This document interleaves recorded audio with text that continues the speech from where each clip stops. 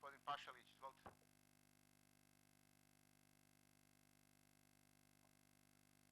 Moram priznati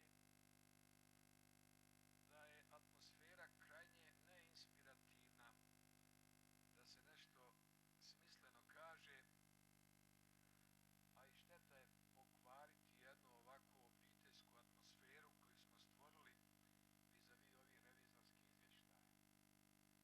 Pored toga što smo čuli zastrašujuće podatke, politička atmosfera je otprilike ili da ovo ignorišemo ili da razbijemo ogledalo u kojoj smo vidjeli ružan sadržaj s kojim se ne želimo suočiti. Ulaziti u detalje svega ovoga što smo čuli mislim da ne bi imalo smisla, jer bi ponovo ostali na onom perifernom, nego pokušat ću reći nekoliko rečenica koje bi odražavale suštinu problema vezane za ove revizorske izvještaje. Ono što smo mi čuli, a i dobili u pismenoj, može se svesti na sljedeće. Da imamo masu kršenje zakona i procedura, zloupotrebe javnih ovlasti i sve to može se podvesti pod odrednicu sistemske korupcije sa elementima kriminala.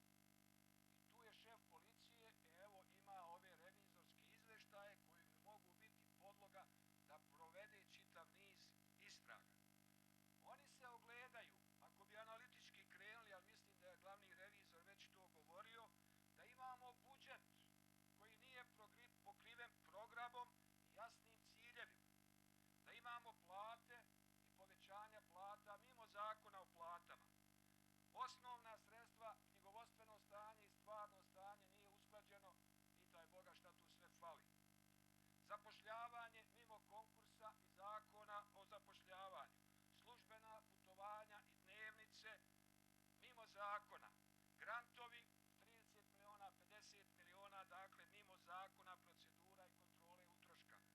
Informatička oprema, da ne spominjem, stalno se ponavlja, javne nabavke mimo zakona, ulaganja u neke firme za koje imamo podatke da su završene, okončane itd.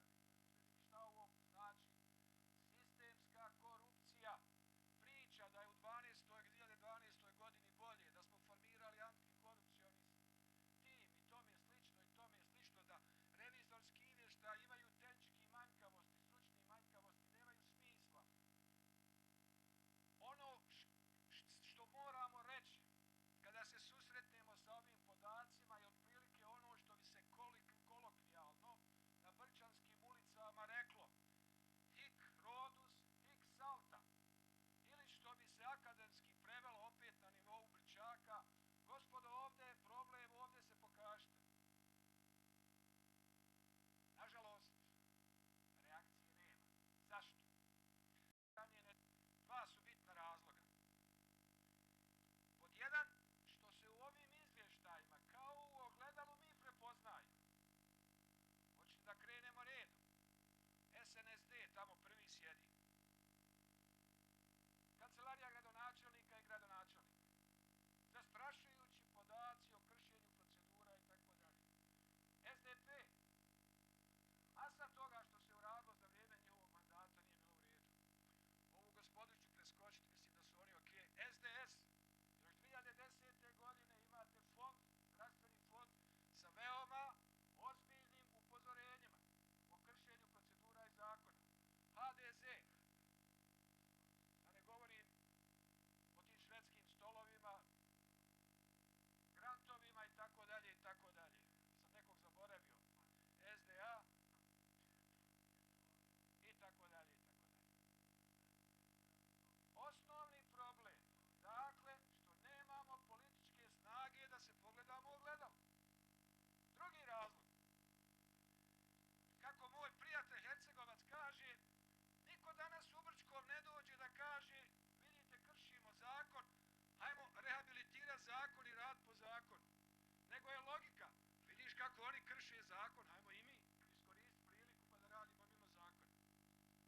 Ako mi danas otvorimo sva ova pitanja o kojem revizori govori, kako ćemo mi, koji smo sad na vlasti uraditi ono što su radili oni što su radili do sada.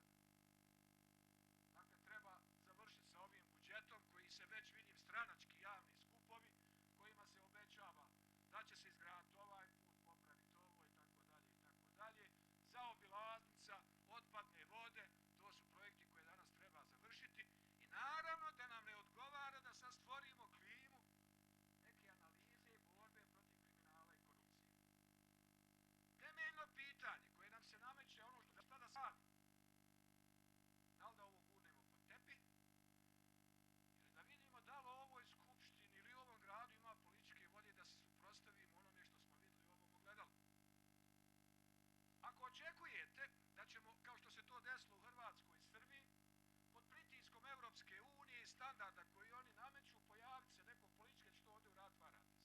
Mi ćemo još dugo pričekati na tako nešto i ako ne nađemo sami snage, bojim se da ćemo se utopiti u ovoj našoj prljavštini. Prva dilema koja se postavlja je pred vladajuću koaliciju. Vi ste danas najodgovorniji da pokrenete proces borbe protiv korupcije i kriminala. Očigledno da vi niste formirani s tim zadatkom. Iz svih pokazatelja ovih par mjeseci vi nemate ni elementarni zajednički nazivnik kada je ovo u pitanju. Drugi problem, pitanje je da li postoji na nivou Skupštine, pozicije, opozicije, političke volje, da iniciramo jedan proces, da otvorimo problem s kojim se svakodnevno suočava.